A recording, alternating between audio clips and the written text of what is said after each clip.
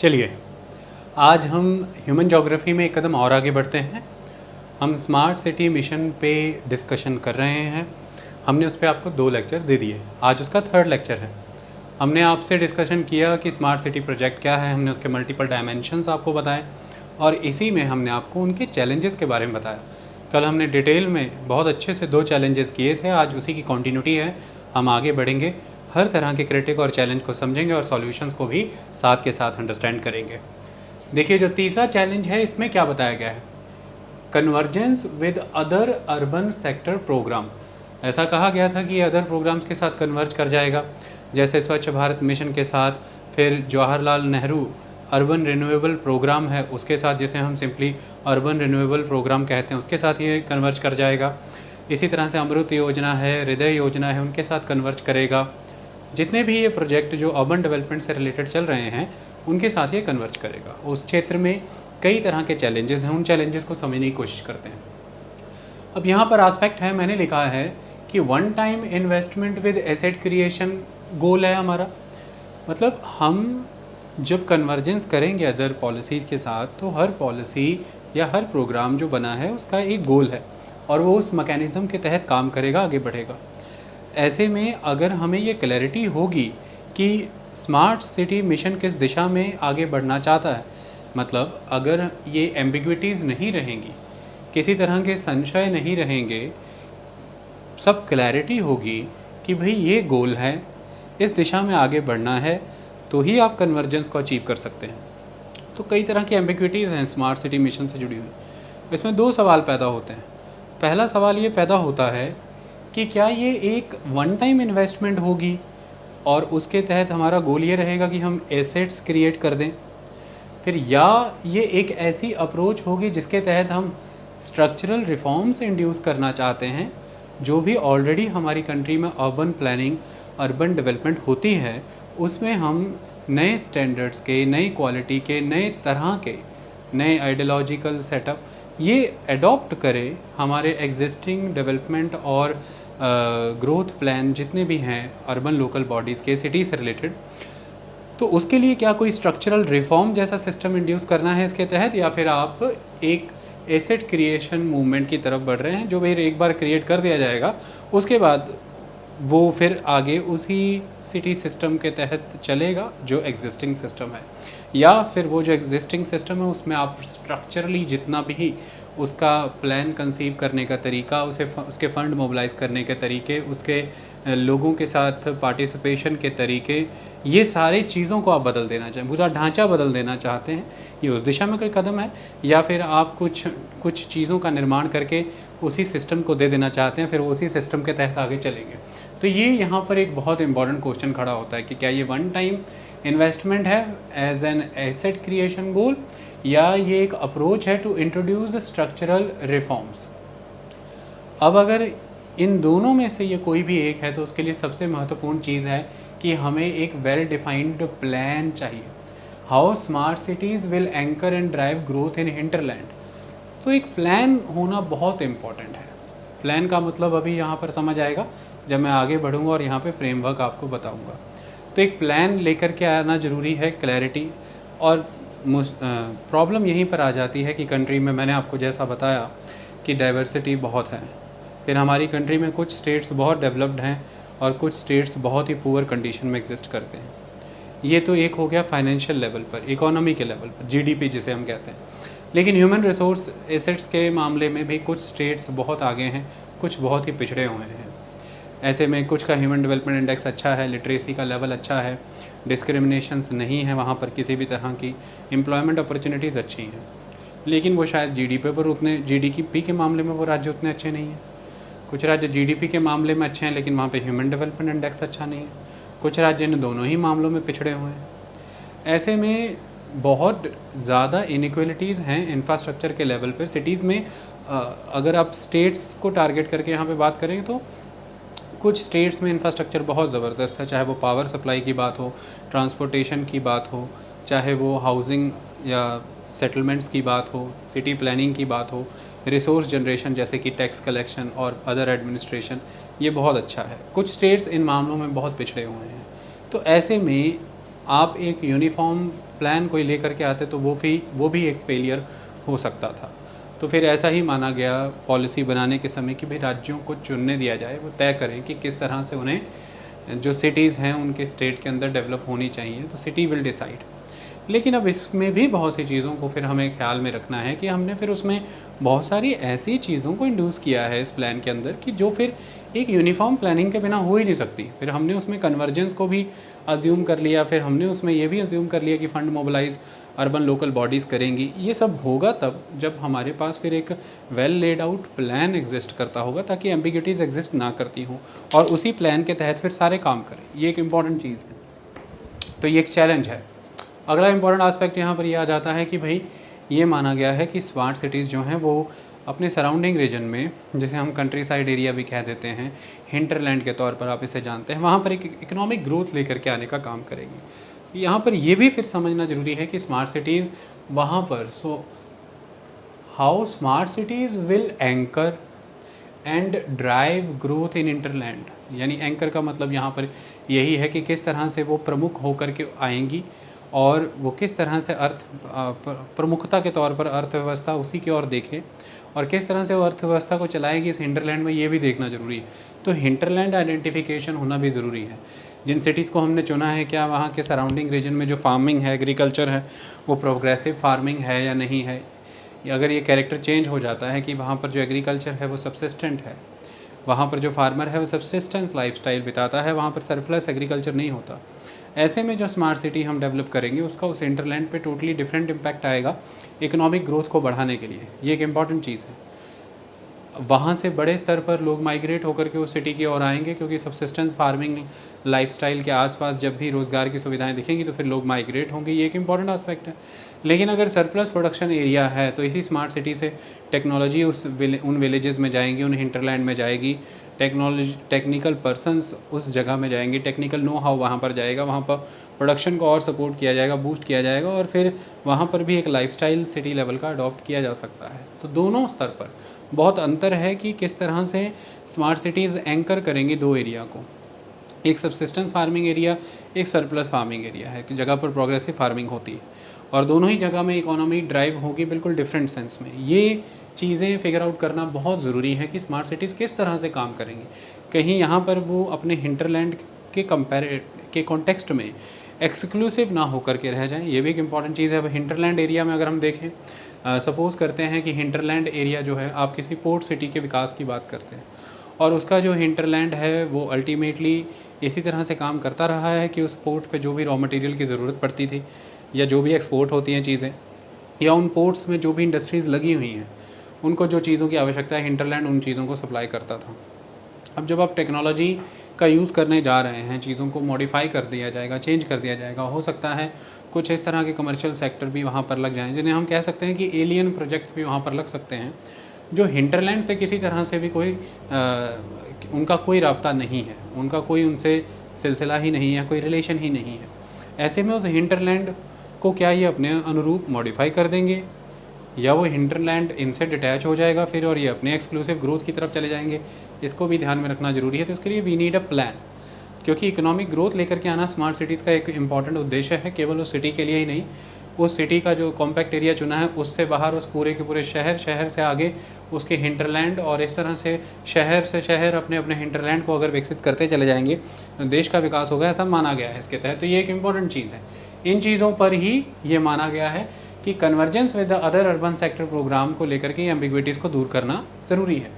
अगला जो हमारा क्रिटिक है वो ये है road map, process and scale. Road map क्या है भाई, आप किस तरह से आगे बढ़ने वाले हैं। सेकंड, प्रोसेस, किन किन प्रक्रियाओं का आप इस्तेमाल करने वाले हैं।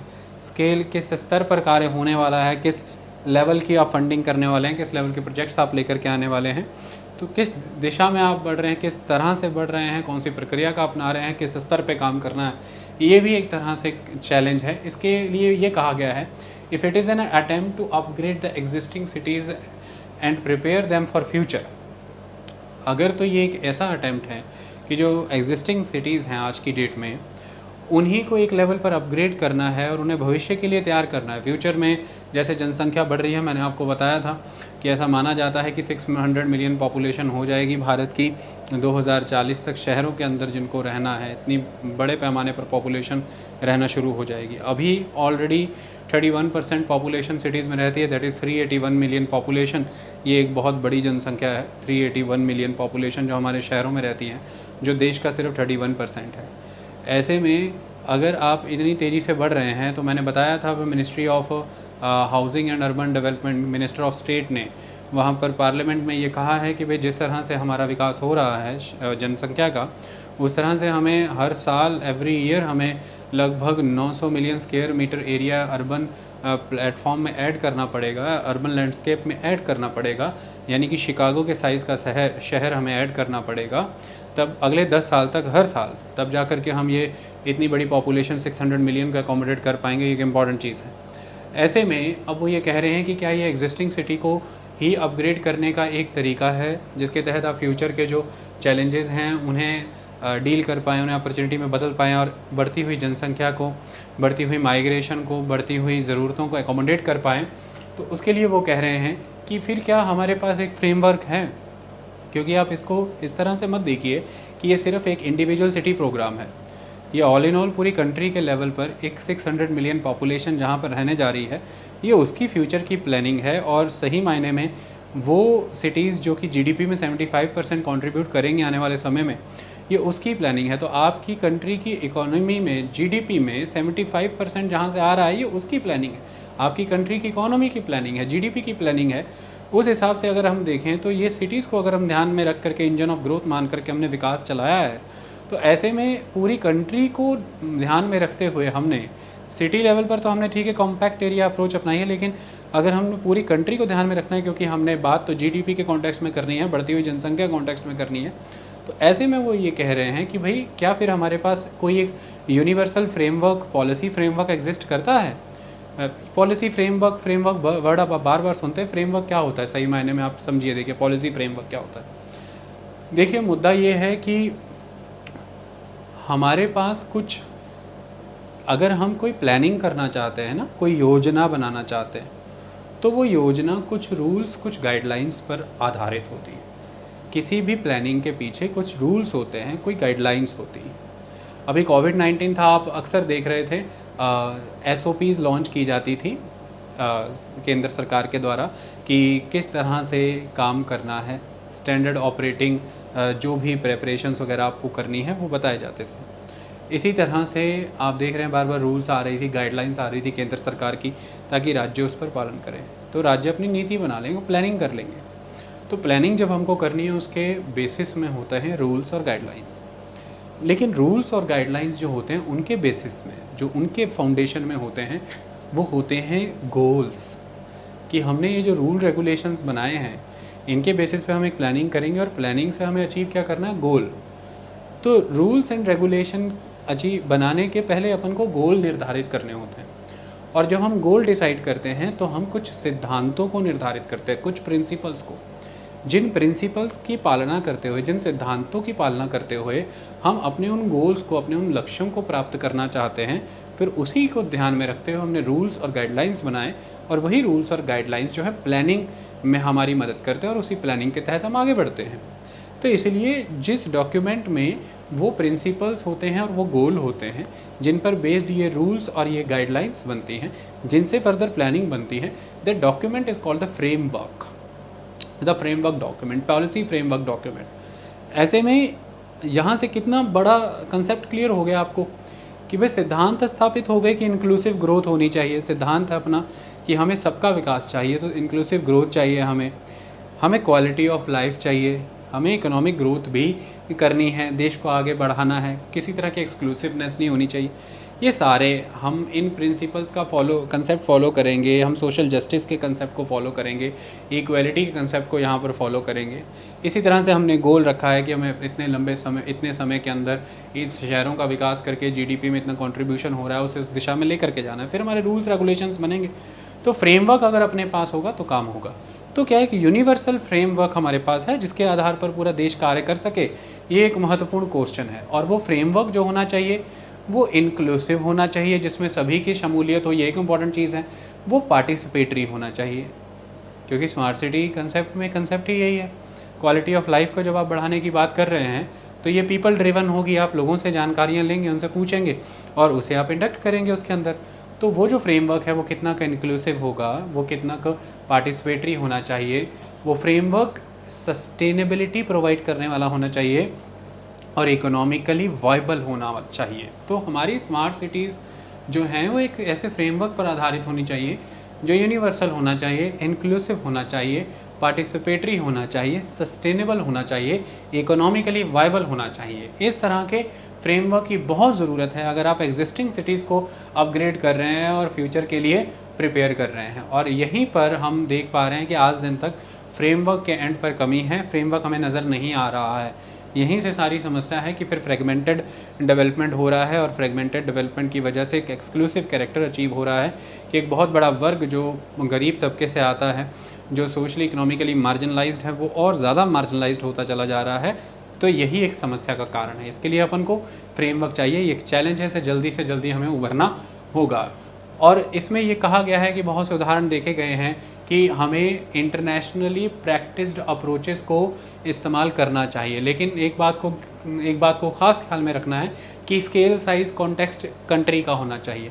तो इंटरनेशनली जितनी भी अप्रोचेस यूज़ हुई हैं, इंटरनेशनली यहाँ पे लिखा है to appropriate internationally practised approaches, उनका भारत में अनुसरण किया जाए, लेकिन उन्हें पहले एकोमोडेट किया जाए इंडियन सिटीज़ के स्केल्स के अकॉर्डिंग, हमारी नीतियों के स्केल के अकॉर्डिंग, साइज़ के अकॉर्डिंग, और संदर्भ भी भारत का होना चाहिए, कॉन्टेक्स्ट भी।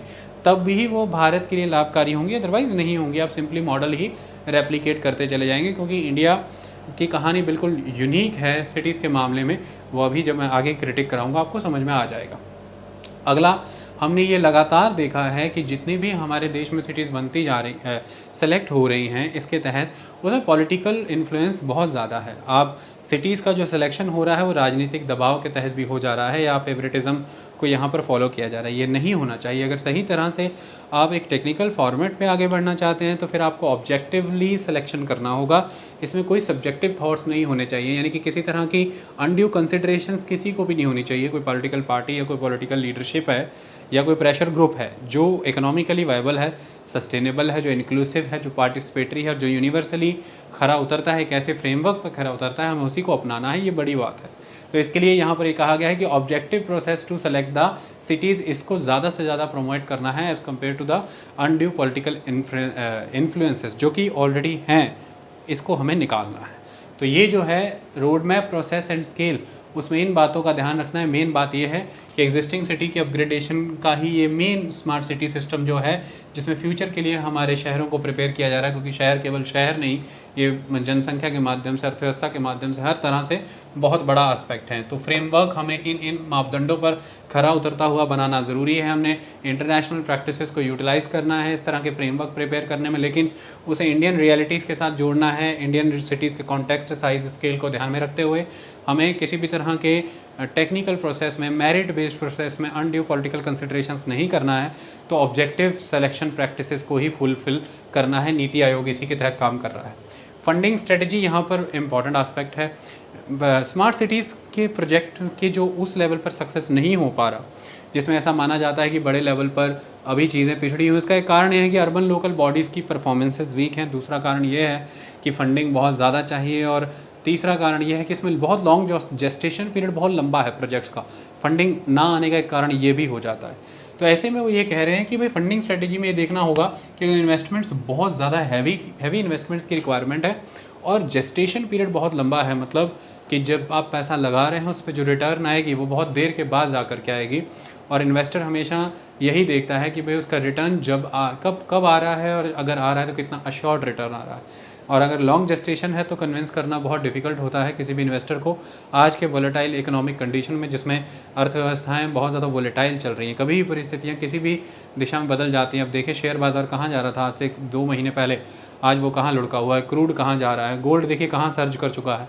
सब अपने लेवल पर है। आज एम्बिग्विटीज़ बहुत है इंटरनेशनल पॉलिटिकल, चाहे वो इंडो चाइना कन्फ्लिक्ट्स हों, इश्यूज़ हों बॉर्डर को लेकर के, चाहे नेपाल का स्टैंड हो, चाहे वो अमेरिका और चाइना के बीच में एक टसल हो ट्रेड को लेकर के, चाहे कोविड-19 के ऊपर ब्लेम गेम हो, चाहे वो रशिया की इंटरवेंशंस हो मिडल ईस्ट में क्रूड के प्राइसेस को निर्धारित करने को लेकर के, ये सारी जियोपॉलिटिकल कंडीशंस जो हैं ये एग्जिस्ट करती हैं, ये काफ़ी टर्बुलेंट हैं और इससे इकोनॉमी में वॉलेटिलिटी बहुत ज़बरदस्त आती है। इसकी वजह से लॉन्ग जेस्टेशन पीरियड के प्रोजेक्ट्स को लेकर के आज उस लेवल पर मोटिवेटेड नहीं होते हैं इन्वेस्टर उतने लंबे समय के लिए, तो ये इसका एक रिस्क है बड़ा तगड़ा। तो एक तो इसमें इन्वेस्टमेंट बहुत ज़्यादा होगी, दूसरा जेस्टेशन पीरियड बहुत लंबा है। ऐसा कहा गया है, हाई पावर एम्पावर्ड कमेटी जो अर्बन इंफ्रास्ट्रक्चर के ऊपर बनाई गई थी, HPEC, high powered and power committee on the urban infrastructure, वो ये कहती है कि अगले 20 साल में जो हमारी कंट्री में आज एग्जिस्टिंग अर्बन इंफ्रास्ट्रक्चर है उसमें जो गैप्स हैं उनको अगर हमें फिल करना है तो अगले 20 साल में हमें 7 लाख करोड़ रुपीस की ज़रूरत है। और ये 7 लाख करोड़ की नंबर ये बताता है कि फिर ये बट नेचुरल है कि हमें प्राइवेट इन्वेस्टमेंट चाहिए, जो मैंने लिखा है कि नीड फॉर प्राइवेट इन्वेस्टमेंट। और इसमें अब हम देखें ध्यान से कि अगर हमें प्राइवेट इन्वेस्टमेंट की ज़रूरत है तो lack of urban development policy और अर्बन प्लानिंग। क्या मतलब है इस बात का? जब इतने बड़े पैमाने पर प्राइवेट इन्वेस्टमेंट आएगा, प्राइवेट प्लेयर आएगा, और ऐसे में हमारी कंट्री में आज दिन तक मैंने अभी आपको बताया कि खुद स्मार्ट सिटी में ही प्लान की कमी है, फ्रेमवर्क की कमी नज़र आ रही है। ऐसे में अगर हम देखें कि हमारे जो अर्बन लोकल बॉडीज़ हैं उनके लेवल पर जो अर्बन डेवलपमेंट पॉलिसीज़ हैं हमारे देश में, जो अर्बन प्लानिंग फ्रेमवर्क है हमारे देश में, इसी की कमी है, इसका लैक है। अर्बन डेवलपमेंट पॉलिसीज़ कहीं क्लियरली मेंशनड ही नहीं है, अर्बन प्लानिंग फ्रेमवर्क्स कहीं क्लियरली मेंशनड ही नहीं है, एम्बिग्विटीज़ हैं। और जब इस तरह से क्लियर कट लॉज की, उन पर बेस्ड पॉलिसीज़ की कमी हो जाती है तो फिर बहुत ज़्यादा चांसेस बढ़ जाते हैं इस बात के कि जो इतने बड़े स्तर पर पैसा इन्वेस्ट कर रहे हैं प्राइवेट प्लेयर, वो अपने डोमिनेंस को वहाँ पर असर्ट करेंगे। और जब उनका डोमिनेंस वहाँ पर होगा और ऐसे में जब कोई एक लीगल फ्रेमवर्क एग्जिस्ट नहीं कर रहा होगा, एक लीगल बैकिंग नहीं होगी देश की व्यवस्थाओं को, कोई neat and clean system exist नहीं कर रहा होगा, तो फिर उस कैपिटल इन्वेस्टमेंट के प्रेशर के दम पर, उस डोमिनेशन के दम पर अपने हितों में कार्य किए जाएंगे, प्रोजेक्ट उसी तरह के विकसित किए जाएंगे जो प्रॉफिट मेकिंग हो, हाई रिटर्न ओरिएंटेड हो और जो प्राइवेट इन्वेस्टर के फेवर में हो। इससे नुकसान हो सकता है, एक्सक्लूसिविटी बढ़ सकती है, ये एक इंपॉर्टेंट आस्पेक्ट है। इसलिए हमें बड़ी जल्दी ये जो lack of urban development policy है, इस इशू को हमें सेटल करना होगा। अर्बन डेवलपमेंट पॉलिसी साउंड और क्लियर होनी चाहिए, अर्बन प्लानिंग फ्रेमवर्क साउंड और क्लियर होना चाहिए, क्योंकि बिना प्राइवेट इन्वेस्टमेंट के गुजारा तो नहीं है। पब्लिक प्राइवेट हमें इन्वेस्टमेंट्स तो कराने पड़ेंगे, मिलकर के PPP सिस्टम लाना पड़ेगा, लेकिन उसके लिए अधिकार बचे रह जाएं, उसके लिए हमें ये पहले लीगल फ्रेमवर्क इंड्यूस करने पड़ेंगे, इंपॉर्टेंट चीज़ है। तो प्राइवेट सेक्टर जो है उसकी इन्वेस्टमेंट जो रहेंगी, investments will be ad hoc, मतलब कि टेम्परेरी रहेंगी। आप अक्सर देखिए यहाँ पर जो कॉलोनीज़ बनती हैं, हम जालंधर में रहते हैं, शुरुआती तौर पे देखिए कॉलोनी कोई बनाई जाएगी, कॉलोनी काटी जाएगी, जिसे सिंपल भाषा में कहते हैं कॉलोनी काटी है। तो कॉलोनी कोई बनाई जाएगी तो उसमें आप देखेंगे शुरुआती तौर पर एक सड़क सी बना देंगे, ऊपर से काला रंग, और आपको दिखेगा कि स्ट्रीट लाइट भी थोड़े दिन तक जलती हैं। कॉलोनी में ही कहीं पर प्रबंध कर दिया जाएगा, कोई कहीं गार्बेज डंप बना करके सीवरेज भी अंडरग्राउंड डाल दिया जाएगा, और ऐसा कहा जाएगा कि वाटर सप्लाई भी आपको देंगे। लेकिन आप देखते हैं जब प्लॉट्स वहाँ पर ख़रीदने शुरू हो जाते हैं, लोग आ जाते हैं, उसके बाद ना तो ग्रीन बेल्ट की मेंटेनेंस होती है, ना रोड साइड किसी भी तरह की जो लाइनिंग लगी रहती है, फुटपाथ वगैरह बने रहते हैं वो मेंटेन नहीं होते। जो सड़कें होती हैं एक बार शुरू में बनी, उसके बाद दोबारा कभी बनती नहीं, लाइटिंग का कोई ख्याल नहीं, गार्बेज क्लीनिंग कोई सिस्टम नहीं, वेस्ट कलेक्शन सिस्टम नहीं है, और वाटर सप्लाई बिल्कुल इनएडिक्वेट है वहाँ पर। इस तरह क्यों होता है? क्योंकि ये प्राइवेट इन्वेस्टमेंट बहुत एडहॉक होती है। जब उनको प्रॉफिट रियलाइज़ हो गया उसके बाद वो वहाँ पर नहीं आएंगे, उनको सोशल सर्विसेज से कोई लेना देना नहीं है। इसी तरह से कहीं स्मार्ट सिटी सिस्टम में ना हो जाए कि भाई ग्रीनफील्ड प्रोजेक्ट आए, ज़मीनें औने पौने दाम पर एक्वायर की गई, उस समय में सरकारों ने बड़ा रोल प्ले किया, आप आए, आपने वहाँ पर अपने प्रोजेक्ट्स लगाए जो आपको लाभकारी थे, आपने वहाँ से जो मुनाफे कमाए, उसके बाद अब आगे जो फर्दर आपकी जिम्मेवारियाँ बनती थी वो आप नहीं करेंगे। तो private investments are highly ad hoc, ये एक इंपॉर्टेंट आस्पेक्ट है। और second, driven by profit motive, अभी मैंने बताया प्रॉफिट मोटिव से ही वो आधारित होंगी। नेचुरली प्राइवेट इन्वेस्टमेंट है, प्राइवेट कैपिटल है, वो कोई फिलैंथ्रोपिस्ट तो होगा नहीं, वो तो अपना मुनाफा देखेगा और मुनाफे के तहत वो आगे बढ़ेगा। और ऐसे में हमें 7 लाख करोड़ रुपए की ज़रूरत है। वो 7 लाख करोड़ सिर्फ और सिर्फ प्रॉफिट मेकिंग के चक्कर में ही ना इन्वेस्ट हो जाए। ऐसे में सरकारों का रोल और बड़ा हो जाता है, पॉलिसीज़ का रोल और बड़ा हो जाता है। जब आप ये कहते हैं कि क्वालिटी ऑफ लाइफ को बढ़ाना है, इंक्लूसिव ग्रोथ को बढ़ाना है, इनकम्स इन्हांस करनी है, और उसमें भी पुअर और डिसएडवांटेज की, तो ये एक इंपॉर्टेंट चीज़ हो जाती है। फॉरेन कैपिटल की अगर हम बात करें तो वो भी हाई रिटर्न इन्वेस्टमेंट्स की तरफ ही जाएगा, जहाँ पर रिटर्न्स उसे अच्छी नज़र आती है वो वहीं पर इन्वेस्ट होगा। और ऐसे में पब्लिक सर्विसेज लैक हो जाएंगी, वो उन सर्विसेज की तरफ नहीं जाएगा जिन सर्विसेज से उसे पता है ना तो यूज़र फी कलेक्शन प्रॉपर अच्छा है इस कंट्री में, और ना ही लोगों को हैबिट है उस लेवल की, और इलेक्शंस जो हैं वो पॉपुलर सिस्टम पर बेसिस हैं। ऐसे में आप लोगों को खुश करने के लिए बहुत सारी ऐसी नीतियां भी लाते हैं जिसके तहत आप यूज़र फीस और अदर प्रोसेसेस चार्ज ही नहीं करते हैं। ऐसे में वो जो फॉरेन कैपिटल है वो इन रिस्की एरियाज़ में फिर आएगा ही नहीं, प्राइवेट कैपिटल भी इन एरियाज़ में नहीं आएगा। वो देखेगा कि इनकी अपनी गेम चलती है राजनीति की, चाहे कभी चुनाव है कभी कोई और एस्पेक्ट है, तो वो उन्हीं एरियाज़ में आएगा जहाँ पर उसे अश्योर्ड रिटर्न्स नज़र आते हैं। तो ऐसे में स्मार्ट सिटी का मेन पर्पज़ ही यहाँ पर कॉम्प्रोमाइज़ हो सकता है, जिसके तहत ये कहा गया था कि क्वालिटी ऑफ लाइफ को बेटर करना है, और वो तब होती है जब पब्लिक सर्विसेज प्रोवाइड की जाए। तो ये एक इंपॉर्टेंट चीज़ है। सबसे इंपॉर्टेंट चीज़ है जब हम बात फंडिंग स्ट्रेटजी की करते हैं, अर्बन लोकल बॉडीज़ की हेल्थ जो है वो बहुत ही पुअर है हमारी कंट्री में।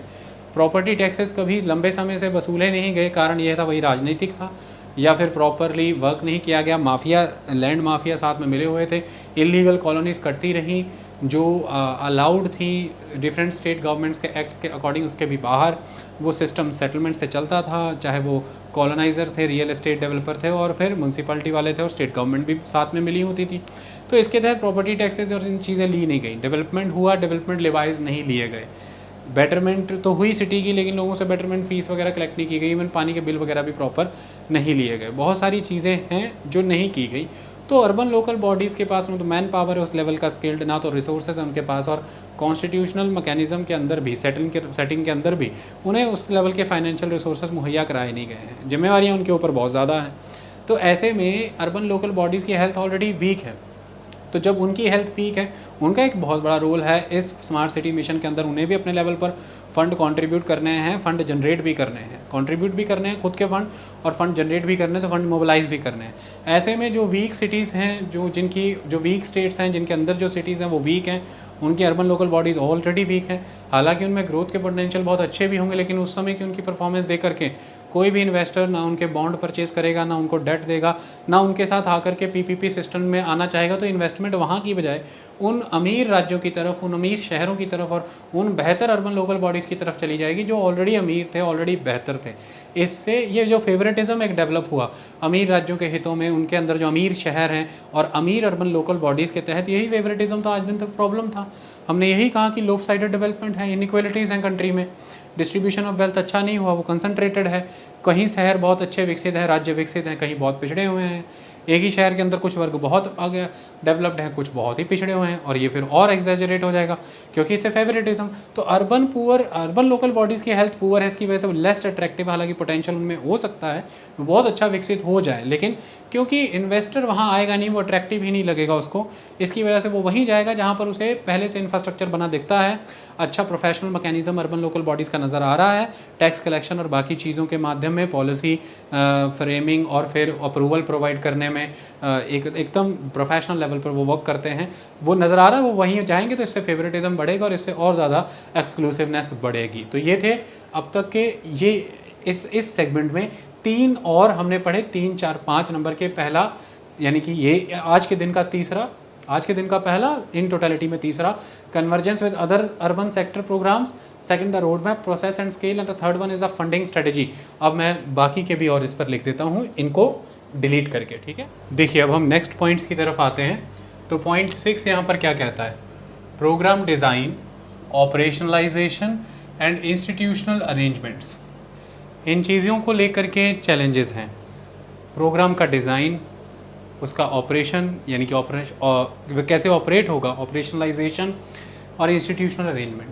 क्यों है इस चीज़ को लेकर के, हमने जितने भी हमारे पहले के अर्बन डेवलपमेंट प्रोग्राम्स थे, हमने वहाँ से सीखने की ज़रूरत है। क्या सीखने की ज़रूरत है कि बड़े स्तर पर हमारी जो अर्बन लोकल बॉडीज़ हैं, उन लोकल बॉडीज़ के लेवल पर अगर हम देखें तो हमारी जो स्मॉलर सिटीज़ हैं, डेवलपमेंट प्रोग्राम को धारण करने, उन्हें इम्प्लीमेंट करने को लेकर के काफ़ी वीक हैं।